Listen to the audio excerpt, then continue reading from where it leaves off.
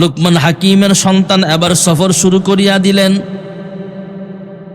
2 রাকাত সালাতুল হাজতের নামাজ পড়ে বের হলেন বাবার কাছ থেকে দোয়া নিয়া।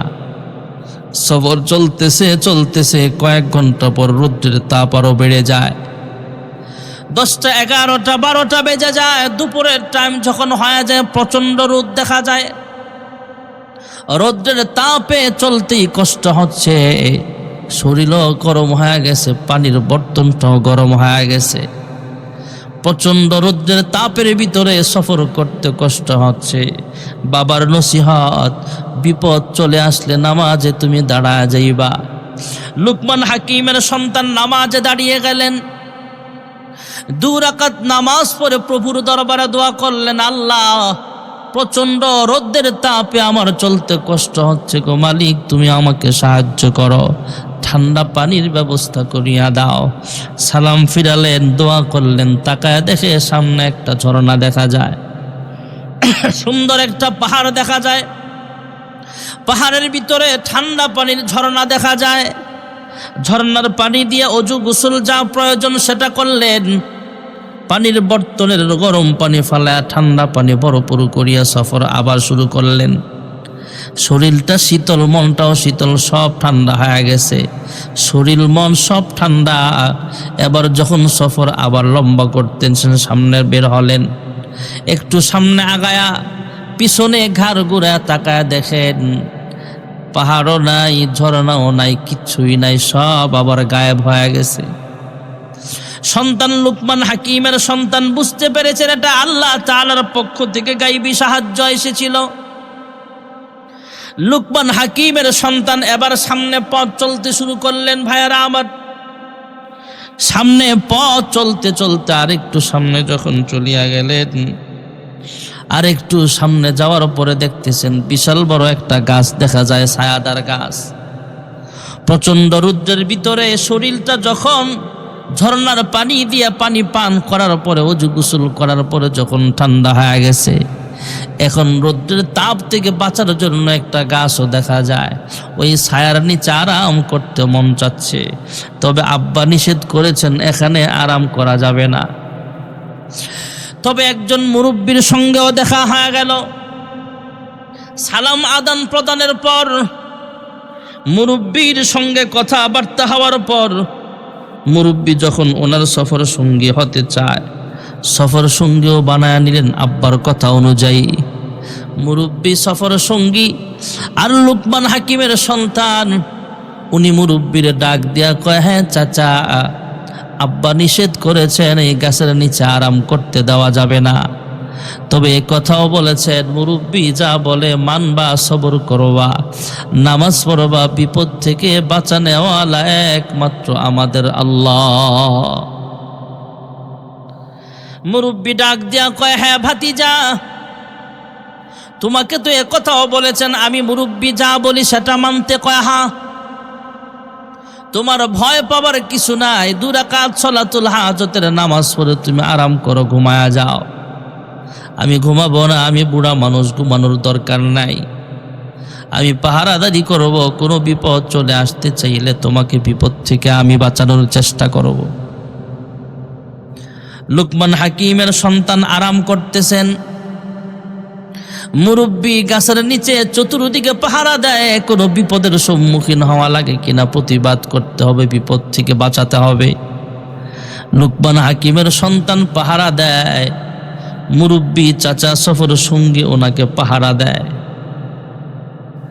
হযরতে লুকমান হাকিমের সন্তান ঘুমায় আর মুরব্বি পাহারা দেয়। ওই মুরব্বি চাচা বিয়া হঠাৎ তাকায় দেখে বিশাল বড় একটা ভয়ঙ্কর সাপ আসতেছে এদিকে। ভয়ঙ্কর সাপ আসতেছে, বিষাক্ত একটা সাপ, মনে হচ্ছে গাছের নিচের দিকে আসতেছে, খুব গতিতে আসতেছে, দ্রুত গতিতে আসতেছে। কাছাকাছি যখন আসছে তখন বুঝতে পারছে এই সাপটাই হলো লুকমান হাকিমের সন্তানের জন্য কাল সাপ, এটা হলো বিপদ। সাপটা যখন লুকমান হাকিমের সন্তানের দিকে যাইতেছে, চাচা গাছের একটা ঢাল ভাঙলেন, গাছের ডালা ভাঙ্গা ওই ডালা দিয়া সাপটাকে দুনিয়া থেকে পিটায় দুনিয়া থেকে বিদায় করে দেয়। মরা সাপটার ভিতরে অর্ধেকটা সাপ সেখানে রাখছে, দুই ভাগ করে অর্ধেকটা সাপ লেজের সাইডটা উনি এখানে রাখছে, আর মাথার সাইডের অর্ধেকটা ব্যাগের ভিতরে ভরে রাখছে। পুটলা বানায় প্যাকেট বানায় লুকমান হাকিমের সন্তানের যে সফরের ব্যাগ আছে ওই ব্যাগের ভিতরে পুটলা বানায় রাইখা দিছে। লুকমান হাকিমের সন্তানকে তিনি শোনায় নাই। দীর্ঘ সময় আরাম করার পর লুকমান হাকিমের সন্তানের যখন ঘুম ভাঙছে, চাচা মিয়া ডাক দিয়া কয়, হ্যাঁ ভাতিজা, এই যে তোমার বিপদ এটাই ছিল, এই যে সাপ আমি মেরে ফেলেছি, আর কোনো বিপদ নাই। শুকরিয়া তান 2 রাকাত নামাজ পড়ে নাও, চলো আবার সফর আমাদের শুরু করা লাগবে।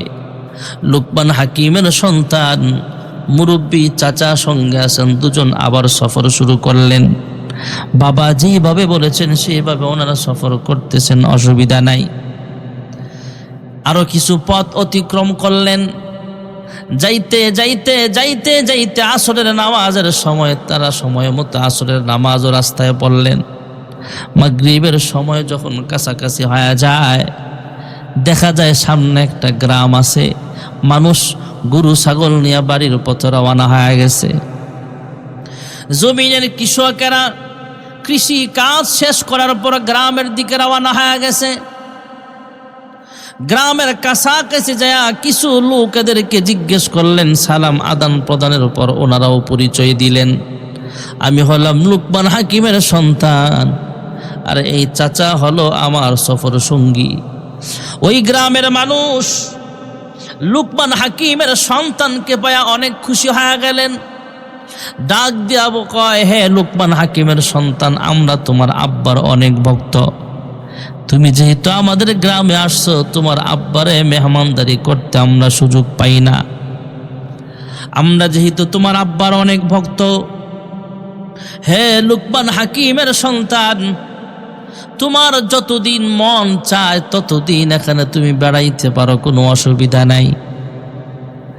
মেহমানদারিও করলেন, রাতের বেলা খাবারও খাওয়ালেন। সেখানে কয়েকদিন বেড়াইবেন, এরপরে পাওনাদার উনি যেহেতু টাকা পাবে, লুকমান হাকিমের যার কাছ থেকে তার টাকা পাওনা ব্যবসায়িক পার্টনার আছে, ওই গ্রামে যাওয়া লাগবে। এই গ্রামে থাকা অবস্থায় যার কাছ থেকে টাকা পাওনা তার কাছে যাওয়ার আগে ওই গ্রামে একটা মেয়ের সঙ্গে দেখা হয়ে যায়। পুকুর ঘাট অথবা নদীর ঘাট থেকে পানি নিয়ে সখীদের সাথে তার বান্ধবীদের সঙ্গে বাড়ির দিকে যায়। লুকমান হাকিমের সন্তানের সঙ্গে পরিচয় হয়ে যায়। লুকমান হাকিমের সন্তান মুরব্বী সফর সঙ্গীর সঙ্গে পরামর্শ করে, হ্যাঁ সফর সঙ্গী, হ্যাঁ চাচা, মেয়েটা দেখতে অনেক সুন্দরী দেখা যায়, বিশ্ব সুন্দরী দেখা যায়, জীবনে কত মায়া দেখলাম, এমন সুন্দরী দেখি নাই। কত মেয়ের চেহারা দেখলাম, কিন্তু এমন সুন্দরী মানুষ কোথাও দেখা যায় না। এই বিশ্ব সুন্দরী মেয়েটাকে আমি বিবাহ করতে চাই। তবে আব্বা বলেছেন মেয়েটাকে বিবাহ করলে বিপদ চলে আসতে পারে। আমার মন চায় বিয়ে করতে, কিন্তু আব্বা নিষেধ করেছেন। এখন আমি কি করতে পারি? চাচা ডাক দিয়া কয়, হ্যাঁ ভাতিজা, তোমার আব্বা তো এ কথাও বলেছেন, আমি চাচায় যা বলি পরামর্শ নিয়ে পরামর্শ মানবা? কয় হ্যাঁ। কয় তোমার আব্বা যেহেতু বলেছেন আমার কথা মতো পরামর্শ অনুযায়ী কাজ করতে, এবার শোনো, বিয়ে করো, অসুবিধা নাই, তবে আমি যেভাবে বলি সেইভাবে বাসর রাতটা তোমাকে কাটাতে হবে, নয়তো বিপদের সম্মুখীন হওয়া লাগতে পারে। লুকমান হাকিমের সন্তান চাচাকে ডাক দিয়া বলে, হ্যাঁ চাচা, আপনি যেইভাবে বলেন আমি সেইভাবেই চলতে রাজি আছি, তারপরও মেয়েটাকে আমি বিবাহ করতে চাই। কারণ এমন মেয়ে সচরাচর দেখা যায় না, বিশ্ব সুন্দরী একটা মেয়ে দেখা যায়, হুরের মতো, জান্নাতের হুরের মতো চেহারা, এমন সুন্দরী মানুষ, এমন সুন্দরী নারী বিবাহ করতে হবে আমার। চাচায় ডাক দিয়া কয়, হ্যাঁ ভাতিজা, বিবাহ করো, তবে বাসর রাতের আগে আমার সঙ্গে পরামর্শ কইরা তারপরে বাসর রাত করবা।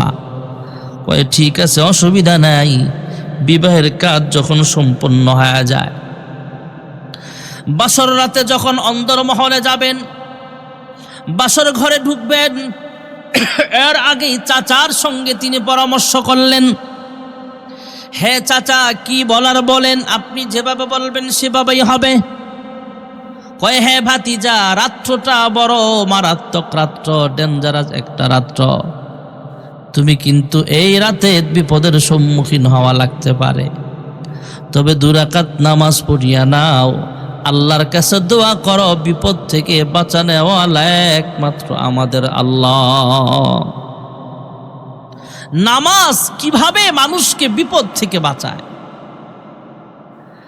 হযরত লুকমান হাকিমের সন্তান চাচার কথা অনুযায়ী বাসর রাতে ঢুকলেন, এ কথাও বলে দিলেন 2 রাকাত নামাজ পড়বা, প্রথমেই স্ত্রীর সঙ্গে মিলনে যাইবা না, বাসর রাতে ঢুকবা, স্ত্রীর সঙ্গে আলাপ করবা, স্ত্রীকে খাবার খাওয়াবা, বেশি করে পানি পান করাইবা, বেশি করে পানি পান করাইবার পরে যখন স্ত্রী বলবে আমি বাহিরে যাব, পেশাব করতে আমার মনটা চাচ্ছে, তখন বলবা বিবি রে, পেশাব করার জন্য তোমাকে বাহিরে যাওয়ার কোনো দরকার নাই, আমি বাহিরে যাই, তোমার জন্য কমোড পাই কিনা দেখি, কোনো একটা বর্তন পাই কিনা, সেই বর্তনে তুমি পেশাব করবা, কোনো অসুবিধা নাই।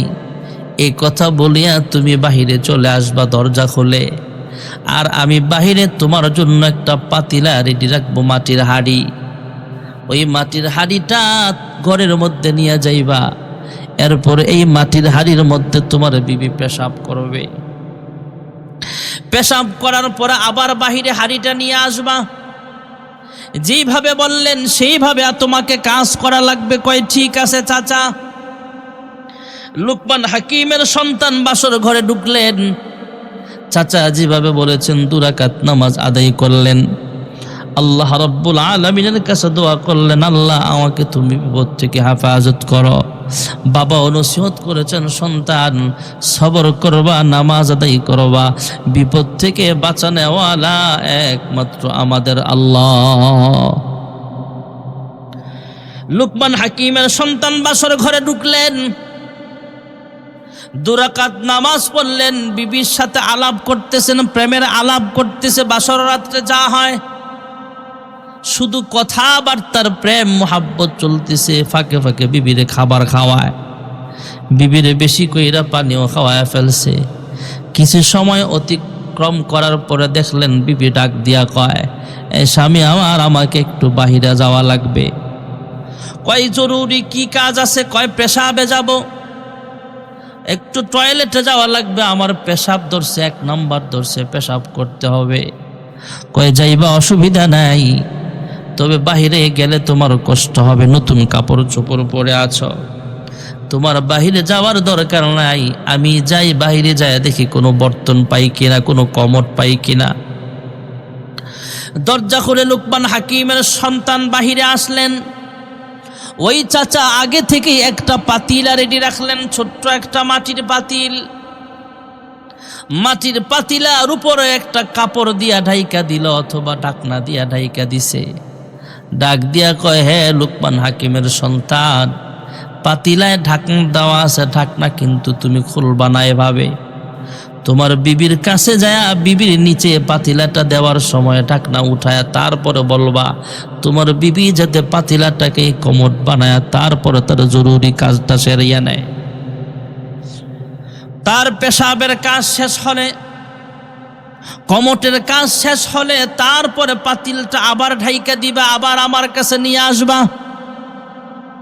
লুকমান হাকিমের সন্তান বিবি যখন বলছে পেশাব করবে, বাহির থেকে চাচার কাছ থেকে পাতিলাটা নিয়া কমোট হিসাবে বিবির নিচে যখন দিছে, বিবিও কমোটের মধ্যে যখন তার জরুরি কাজটা সারিয়া নিছে, লুকমান হাকিমের সন্তান বিবির জরুরি কাজ শেষ হওয়ার পর আবার টাকনা দিয়া সেই পাতিলাটা ডাইকা বাহিরে নিয়ে যায়।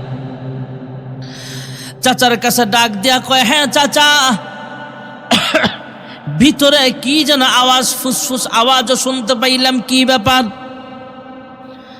লুকমান হাকিমের সন্তানকে মুরব্বী ডাক দিয়া কয়, হ্যাঁ ভাতিজা, ঘাবড়ায়ও না, মন খারাপ করিও না, গাছের ঢাল নাও। গাছের ঢাল নিলেন, ঢাকনা উঠালেন, সেখানে বিষাক্ত একটা সাপ দেখতে পাইলেন। আমাদের ভাষায় যেটাকে কালনাগিনী বলা হয়, বিষাক্ত ভয়ঙ্কর দুইটা সাপ ছিল, অথবা একটা সাপ সেখানে ছিল। সাপটা মারলেন, মাইরা ভাতিজারে ডাক দিয়া কয়, হে ভাতিজা, একটা সাপের মাথার অংশ দেখতেছনি? কয়, হ্যাঁ। তোমাকে বলা হয় নাই? তোমাকে না জানায় তোমার ব্যাগের ভিতরে আমি একটা সাপ রেখেছিলাম, সাপের অর্ধেক অংশ। কয়, কোন সাপ? ওই যে গাছের নিচে তুমি ঘুমন্ত অবস্থায় ছিলা, তোমার দিকে একটা সাপ এসেছিল, তোমার উপর আক্রমণ করতে পারে সেই ভয়ে, সেই আতঙ্কে সাপটাকে আমি মেরে ফেলেছিলাম। অর্ধেকটা সাপ তোমার সামনে দেখিয়েছিলাম, আর বাকি অর্ধেকটা সাপ আমি তোমার ব্যাগের ভিতরে রেখে দিয়েছিলাম লুকায়া। মৃত সাপটা যখন তোমার হাড়ির ভিতরে দিয়েছি, পাতিলার ভিতরে দিয়েছিলাম, এই মৃত সাপটাকে দেখা তোমার স্ত্রীর পেটের ভিতরে, তল পেটের ভিতরে একটা বিষাক্ত কালনাগিনী ছিল, বিষাক্ত সাপ ছিল। মৃত সাপটাকে দেখা সে বুঝতে পারে নাই এটা যে একটা মৃত সাপ। পাতিলার মধ্যে সাপ দেখা এই সাপটাকে মারার জন্য সেই ভয়ঙ্কর কালনাগিনী সাপটা ভিতর থেকে বিষাক্ত সাপটা বাহিরে আইসা পাতিলার মধ্যে লাফ মেরে পড়ে গেছে। তোমার বিবি এবার নিরাপদ, তোমার স্ত্রী আর কোনো সমস্যা নাই। যাও যাও, এবার বাসর রাত্রে তোমার যা ইচ্ছা স্ত্রীর সাথে করতে পারো, অসুবিধা নেই। তোমার সঙ্গে পরবর্তীতে এই ব্যাপারে বিস্তারিত আলোচনা করা যাবে। এখন বাসর ঘরে ঢুকো।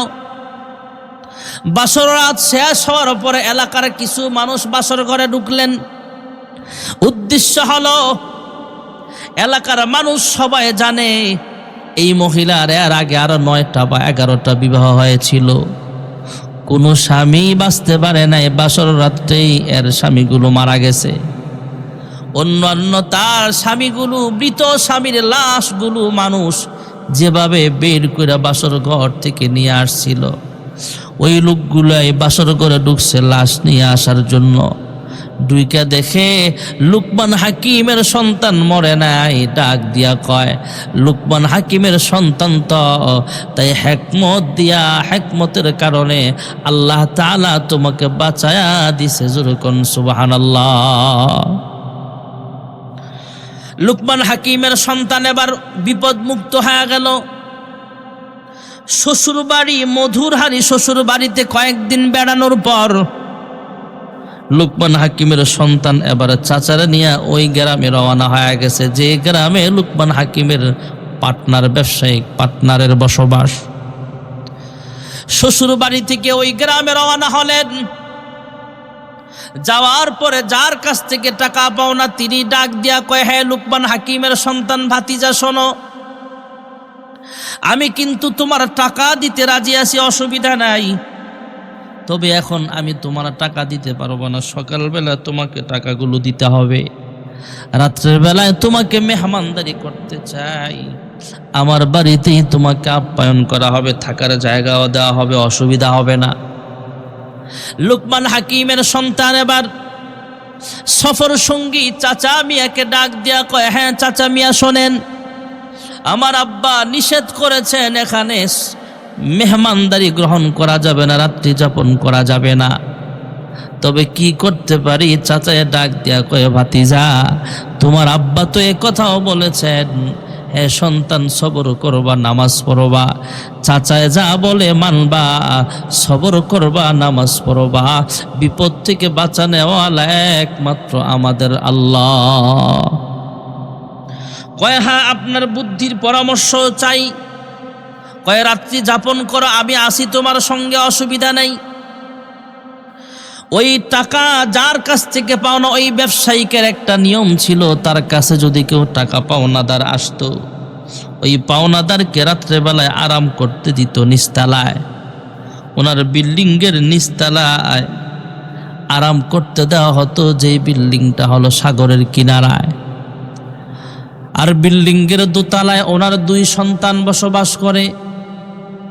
বাবা এই খারাপ কাজটা কেউ জানে না, তার সন্তানরাও জানে না, সে তো ভালো মানুষ, ব্যবসায়িক মানুষ, আমলদার মানুষ, অসুবিধা নাই। তবে বাবার একটা খারাপ কাজ সন্তানেরাও জানতো না। ওই মিয়া লুকমান হাকিমের ব্যবসায়িক এক সময় পার্টনার ছিল, তার কাছ থেকে লুকমান হাকিম 5,000 টাকাও পাওনা আছে। লুকমান হাকিমের সন্তান হলো মেহমান, মেজবান হলো যার কাছ থেকে টাকা পাওনা লুকমান হাকিমের ব্যবসায়িক পার্টনার ছিল, যিনি ওই গৃহস্থী বেচারা, ওই ব্যবসায়িক বেচারা মেহমানের সাথে খারাপ আচরণ করে না। তবে মেহমানদের যেখানে ঘুমাইতে দেয় সেখানে হলো সাগরের পারে একটা দোতলা বাড়ি, আর গ্রামের ভিতরের বাড়িতে এই ব্যবসায়িক সেখানে বসবাস করে, অসুবিধা হয় না। মেহমানদেরকে নিচের তালায় বসবাস করতে দেয়, আর তার সন্তানরা দোতলায় বসবাস করে। রাত্রেবেলা যখন সাগরের জোয়ারের পানি উঠে তখন নিচতলা ডুবে যায়, পানিতে ডুবে যায়। মেহমানরা পানিতে ডুইবা দুনিয়া থেকে বিদায় হয়ে যায় ঘুমন্ত অবস্থায়, অসুবিধা হয় না। আর ওনার সন্তানরা জানেও না বাবা এত খারাপ মানুষ। সন্তানরা সকালবেলা ঘুম থেকে জাগ্রত হওয়ার আগেই বাবা আইসা সে লাশগুলোকে সাগরের মধ্যে ভাসায় দেয়। ওই দিন রাত্রেবেলাও সকালবেলা আর টাকা দেওয়া লাগবে না, মেহমানরে খাওয়ায়া মেহমানদারি করায়া নিচতলায় আরাম করতে দিলেন, ঘুমাতে দিলেন। ওনার 2 সন্তান কিন্তু দোতলায় আরাম করতেছেন, ঘুমাচ্ছেন। মেহমানদেরকে দিয়া বাড়িওয়ালা চলিয়া যায়। রাত্র আস্তে আস্তে যখন গভীরের দিকে আগায়, মুরব্বী ডাক দিয়া কয়, ভাতিজা লুকমান হাকিমের সন্তান, চলো চলো আমরা দোতলায় যাই। কয় কেন? কয় চলো কাজ আছে। দোতলায় যায়া বাড়িওয়ালার 2 সন্তানকে ডাক দিয়া কয়, সে হলো লুকমান হাকিমের সন্তান, আমি মুরব্বী সফর সঙ্গী, আমরা মেহমান, তোমরা হলা মেজবান। নিচতলায় আমাদের থাকতে ভয় লাগতেছে, তোমরা নিচতলায় চলিয়া যাও। আমরা মেহমান, আমাদেরকে দোতলায় থাকতে দিলে ভালো হয়।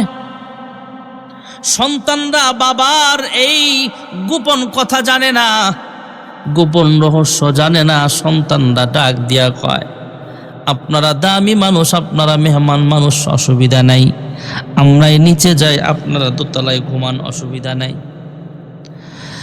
দোতলায় লুকমান হাকিমের সন্তানেরা মুরব্বী আরাম করতেছে, নিচতলায় বাড়িওয়ালার 2 সন্তান ঘুমাচ্ছে। লুকমান হাকিমের সন্তান নামাজ পড়লেন, দোয়া করলেন আল্লাহ যেন বিপদ থেকে বাঁচায় দেয়। ঘুমাচ্ছেন, আরাম করতেছেন। রাত্রেবেলায় যখন জোয়ারের পানি আসছে, নিচতলার 2 জন মেজবান দুনিয়া থেকে বিদায় হয়ে যায়, বাড়িওয়ালার 2 ছেলে মারা যায়। মেহমানদেরকে আমার আল্লাহ বাঁচায়া দিলেন। সকালবেলা মেহমানের লাশ বের করতে যায়, দেখে ওনার সন্তানের লাশ।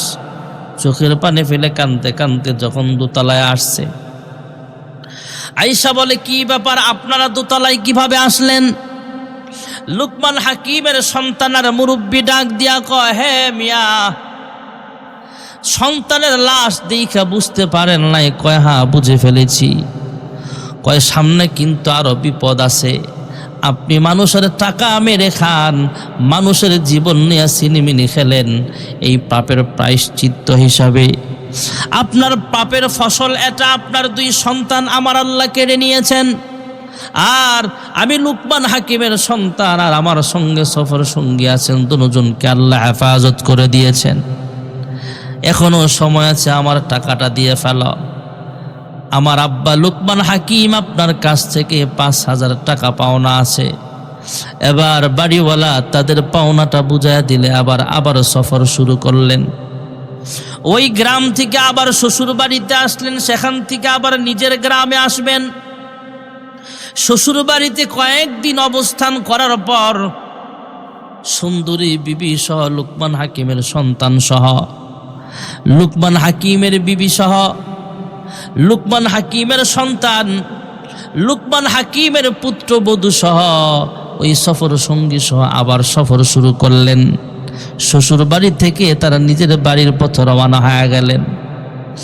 লুকমান হাকিমের সন্তান সুন্দরী বিবি আর মুরব্বীকে নিয়ে রওনা হয়ে গেলেন।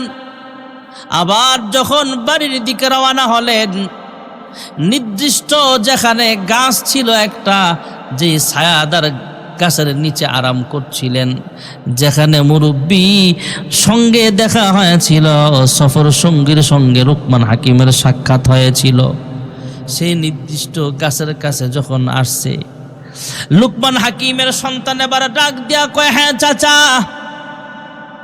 আমার 5,000 টাকার কোনো প্রয়োজন নাই, আমি সুন্দরী বউ পাইছি, এতেই আমি সন্তুষ্ট, এই টাকা আপনি নিয়ে যান।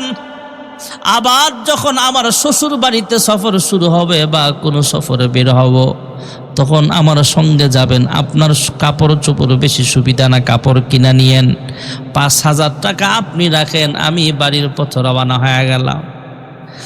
এবার চাচা বিয়া ডাক দিয়া কয়, হ্যাঁ ভাতিজা লুকমান হাকিমের সন্তান, তুমি কি ভেবেছ আমি দুনিয়ার কোনো মেহমান, দুনিয়ার কোনো মেজবান? তুমি কি মনে করেছ আমি দুনিয়ার কোনো সফর সঙ্গী বুঝি? না না, আমি দুনিয়ার কোনো চাচা মিয়া না, দুনিয়ার কোনো মুরব্বী না, আমি দুনিয়ার কোনো মানুষ নই, আমি হলাম আসমানের একজন রহমতের ফেরেশতা। যেরকম সুবহানাল্লাহ। হে লুকমান হাকিমের সন্তান, তোমার আব্বা যখন তোমাকে সফরে বের করে দিলেন, তোমার আব্বা আল্লাহ তাআলার কাছে দোয়া করলেন, আল্লাহ আমার সন্তান সালাতুল হাজতের নামাজ পড়ে বের হয়েছেন, সালাতুল হাজতের নামাজ পড়ে যদি কেউ বের হয়, ফেরেশতারা তাকে হেফাজত করেন, সফর সঙ্গী হয়ে যান, ফেরেশতারা তার বডিগার্ড হয়ে যায়।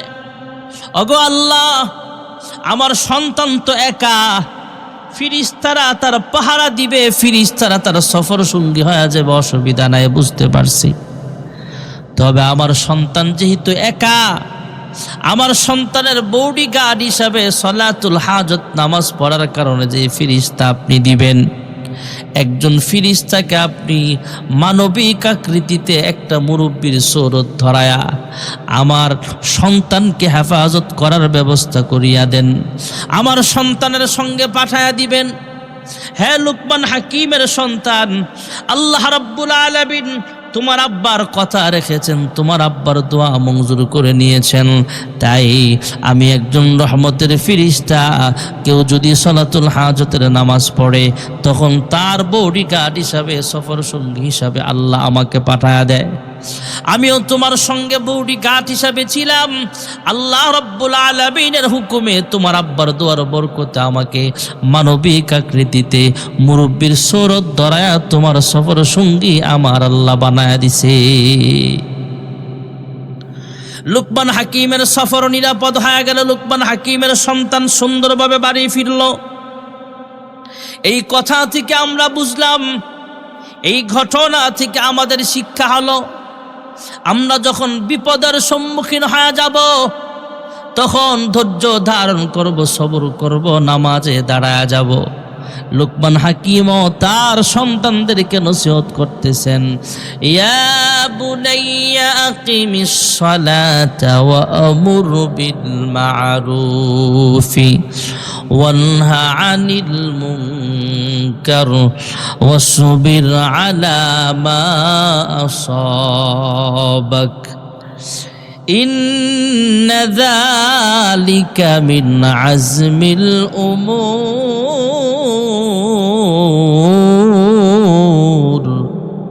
লুকমান হাকিম বললেন, হে সন্তান, নামাজ পড়বা, সৎ কাজের আদেশ করবা, অসৎ কাজের নিষেধ করবা, বিপদ চলে আসতে পারে, ধৈর্য ধারণ করবা, নামাজ পড়বা, বিপদ থেকে বাঁচানোওয়ালা একমাত্র আমাদের আল্লাহ। আমরা কিন্তু সন্তানকে নসিহত করা লাগবে, সন্তানের হক আছে। হযরত ওমর ইবনুল খাত্তাব আসামির কাজ করায় দাঁড়ানো, সন্তান যখন প্রশ্ন করতেছেন, হে ওমর ইবনুল খাত্তাব, শুধু কি পিতা মাতার হক সন্তান আদায় করা লাগবে এমনটাই আছে নাকি? সন্তানের হক আছে কিনা? পিতা মাতার কাছ থেকে সন্তান কি পাবে? হযরত ওমর ইবনুল খাত্তাব এবার আসামির কাঠ গড়ায় দাঁড়ানো ছেলেটার প্রশ্নের জবাব দিচ্ছেন, শোনো, কেউ যদি পিতা মাতা হয় সন্তানের হক আছে। সন্তানের এক নম্বরের হক হলো একজন পুরুষ যখন বিবাহ শাদী করবে তখন একটা নেককার একটা মহিলা দেখে বিবাহ শাদী করা, একটা ভালো মানুষ দেখে বিবাহ করা। দ্বিতীয় নম্বরের সন্তানের হক হলো সন্তান যখন জন্ম লাভ করবে ডান কানে আজান দিবে, বাম কানে একামত দিতে হবে। 3 নাম্বার হক হলো সন্তান যখন 1 সপ্তাহ হবে তখন একটা ভালো নাম রাখবে। 4 নম্বরের হক হলো সন্তান যখন বড় হবে তাকে দ্বীন ইলম শিক্ষা দিবে। লুকমান হাকিম তার সন্তানকে যেভাবে নসিহত করছেন সেভাবে নসিহত করবে। আসামির কাজ করায় দাঁড়ানো ছেলেটা ডাক দিয়া কয়, হ্যাঁ ওমর ইবনুল খাত্তাব, আমার আব্বা কিন্তু আমার হক আদায় করে নাই। আমার আব্বা বিয়ে করার সময় ভালো একটা মহিলা দেখে বিবাহ করতে পারে নাই। আমার আব্বা আমার হক ঠিক মতো আদায় করে নাই। আমি যখন জন্মগ্রহণ করেছিলাম আমার ডান কানে আজান বাম কানে একামতটা পর্যন্ত দেওয়া হয় নাই। হ্যাঁ ওমর ইবনুল খাত্তাব, আমার আব্বা 7 দিনের দিনে আমার একটা ভালো নামও রাখে নাই। আমি যখন বড় হলাম আমাকে কোরআন কিতাব শিক্ষা দেয় নাই, আমাকে ভালো নসিহত করে নাই। আমার সন্তান আমাকে দ্বীন ইলম শিক্ষা দেয় নাই। তাহলে আমরাও বুঝতে হবে শুধু পিতা মাতার হক আছে এমন নয়, সন্তানেরও কিন্তু হক আছে। ভাইয়েরা আমার, সন্তানের 1 নম্বরের হক হলো যখন বিবাহ করবেন, মহিলাও যখন পাত্রর কাছে বিবাহ দিবেন তখন পাত্রটা ধার্মিক কিনা, দাঁড়িয়ে আছে কিনা, নামাজি আছে কিনা সেটা দেখে বিবাহ দিতে হবে। যাদের কন্যা সন্তান আছে, যখন কন্যা সন্তানটাকে বিবাহ দিবেন, যেই পাত্রর কাছে বিবাহ দিবেন স্বামী হিসাবে যাকে সিলেক্ট করা হবে ওই পাত্রটার দাড়িওয়ালা কিনা, ওই পাত্রটা ধার্মিক কিনা সেটা দেখা তারপরে তাকে বিবাহ দেওয়া লাগবে। আমরা ছেলেরাও যখন বিবাহ করতে যাব সুন্দর দেখলেই হবে না, সুন্দরী হলেই হবে না, সুন্দরী দেখলেই হবে না, দেখতে হবে এই মেয়েটার কাছে দ্বীন আছে কিনা সেটা দেখা লাগবে। এই মেয়েটা ধার্মিক কিনা, পর্দানিশীন কিনা সেটা দেখে বিবাহ করা লাগবে। নচেত জীবনে শান্তির মুখ দেখা যাবে না। সমাজে অনেক দেখা যায় প্রেম করছে, ভালোবাসছে, সুন্দরী মেয়ে দেখে বিবাহ করছে, কয়েকদিন পরে ঘরের ভিতরে অশান্তির সৃষ্টি হয়ে যায়। এক সময় স্বামী স্ত্রীর আবার তালাক হয়ে যায়, ছাড়াছাড়িও হয়ে যায়, সংসার টিকে না। কারণ ওরা সুন্দর দীক্ষা বিবাহ করছে, সুন্দর দীক্ষা বিবাহ করছে, সুন্দর দীক্ষাও বিবাহ দিছে, দিন দীক্ষা বিবাহ দেয় না, এই জন্য সংসার টিকে না, অথবা সংসারের ভিতরে অশান্তির সৃষ্টি হয়ে যায়। আল্লাহর হাবিব বলেন সুন্দর দীক্ষা বিবাহ করাও, সুন্দর দীক্ষা বিবাহ করাও, এটা নয়, দেখতে হবে জামালি হোসনি, সুন্দর কিনা সেটা দেখার আগে ধার্মিক কিনা সেটা তোমার দেখা লাগবে, দিনদারি আছে কিনা সেটা তোমার দেখা লাগবে। তাহলে 1 নম্বরের কাজ হলো সন্তানের হক হলো বিয়ে করার সময় ভালো একটা মেয়ে দেখে বিবাহ করা, এটা সন্তানের হক। ওমরের আদালত নয়, শুধু হাসরের মাঠেও সন্তানেরা বাবার বিরুদ্ধে মামলা করবে, মায়ের বিরুদ্ধে মামলা করবে, ধার্মিক পাত্র পাত্রী দেখে বিবাহের কাজ আঞ্জাম না দেওয়ার কারণে। ভাইয়েরা আমার, বন্ধুরা আমার, সন্তান যখন ভূমিষ্ঠ হবে ডান কানে আজান বাম কানে একামত দেওয়া এটা সন্তানের হক। সন্তান যখন 7 দিন বয়স হবে তখন একটা ভালো নাম রাখা। কত সুন্দর সুন্দর নাম আছে, আব্দুর রহমান, আব্দুল আলিম, আব্দুল মজিদ, আব্দুল্লাহ, কত সুন্দর সুন্দর নাম আছে।